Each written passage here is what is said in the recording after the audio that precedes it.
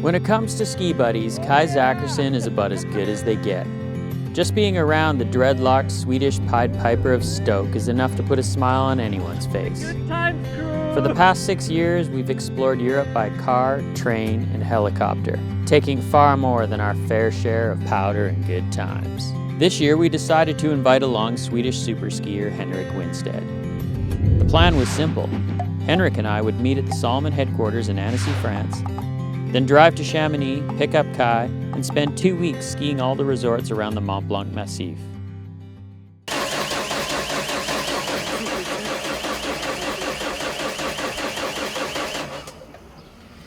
We're not off to a very good start so far.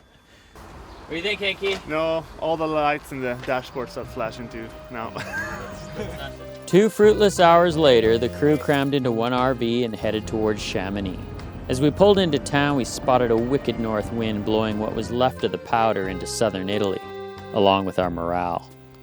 With no snow in the forecast for the Mont Blanc area, this trip was heading sideways in a hurry. Fortunately, a check of the Powfinder app, word that our second RV was fixed, and the arrival of Kai was all we needed to restore our spirit and get the trip back on track. Okay, I'm ready to ski some pow. And drive around the Alps and have some fun, okay? And drink wine. You're in the right place. We set our sights on the tiny Italian hamlet of Argentera and hit the road. Arriving just after midnight, we pulled up our rolling hotel rooms to the base of the lift and woke up the next morning to a dusting of fresh snow and the ski area virtually to ourselves. I put my best foot forward, trying to set the wreck, but life seems awkward, and the world is enormous, but I feel like I'm moving at the pace of a tortoise. I need a little patience, but I'm too tempted to flirt with temptation. Black on Caucasian, decide your own process of elimination. If we could see where we are from, where we do right, and where we go wrong, then we can learn from lessons in life, and maybe we can find some peace of mind. Life gets better as the times get better, and despite that, where do we go? Life seems rougher when the times get tougher, but surviving the rough will make you strong. Well, we've been waiting for it to clear up in Argentera, and it finally has. Full bluebird today, but well,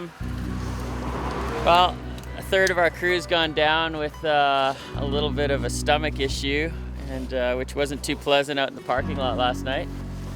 I'm probably the next best qualified person to run a camera, so we're gonna hand off. And there's Ben.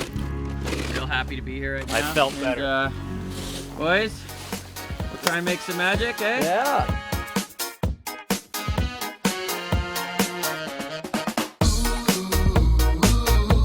We're pushing it further and harder and keeping it true. There's nowhere I'd rather be than to be right here with you.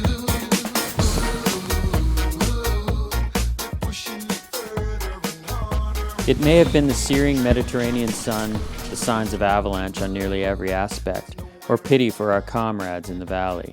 Perhaps it was a combination of all three, but at day's end we decided to head north toward cooler temperatures and hopefully better skiing. We ended up in the Italian town of Claviere, which is part of the Via Lattea ski circus, straddling the French-Italian border. Falling off of the ledge, did you leave me for dead? No. Fell right off of the ledge, will I find you again? Lord. Hold up your hands if you hear me, I'm falling on it. Hold on. Lift up the soul with your love. I've been laying low for so long. After our first day, we were feeling pretty good about our latest move. This was the kind of skiing we came for, and there seemed to be no reason to go anywhere else. Still the wind when it blows, I can hear it, you know.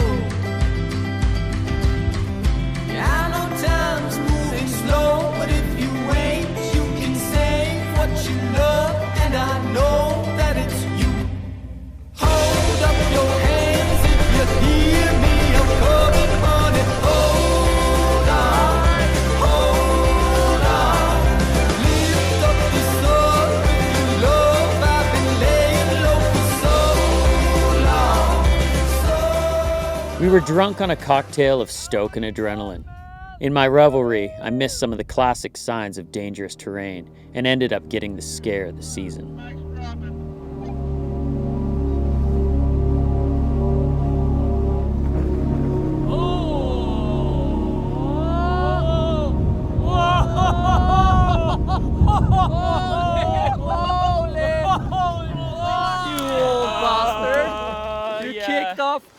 That was pretty deep cut. Yeah. Huh. Crazy. That was a bit scary, I have to say. We didn't expect to have that much action there, otherwise there's no way we would have skied it. But it shows us, you know, you gotta tread lightly out here and step carefully. That night back at the RV, we celebrated good friends and our good fortune. The next morning, we were back on the hunt for snow. Right there too. Staying south, back south again. Okay. With over 70 centimeters of new snow in the forecast, we began what was supposed to be a 4-hour journey to Isola du Mille. 8 hours later, the intensifying snowstorm and our RV's lack of traction forced us to retreat to the nearby town of Saint-Étienne-de-Tinée. The next morning, we swallowed our pride and did what every serious skier considers the ultimate in failure. We rented chains.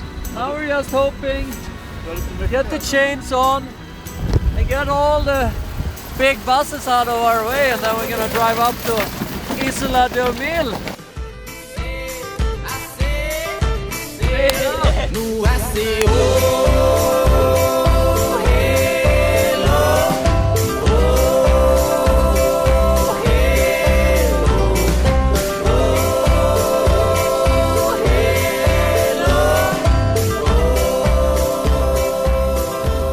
The snow picked up as we finished our last run of the afternoon, and we felt certain tomorrow would be the day we'd been waiting for. We awoke to 45 centimeters of fresh powder and made our way straight to the base of the lifts. With all the new snow, it took the patrol nearly 2 hours to get the mountain open. But nothing could bring us down. Not even watching the snow turn to rain at the top of our first run. 2, 3, 4.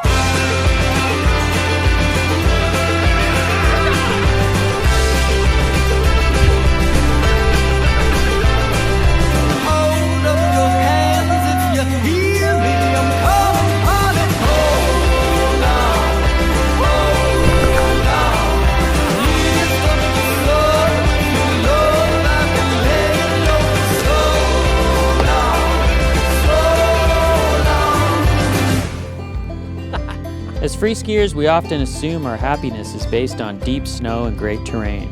But it's trips like this that prove that simply sharing an adventure with your friends is sometimes all you need. Sometimes life gives you lemons, then you make lemonade.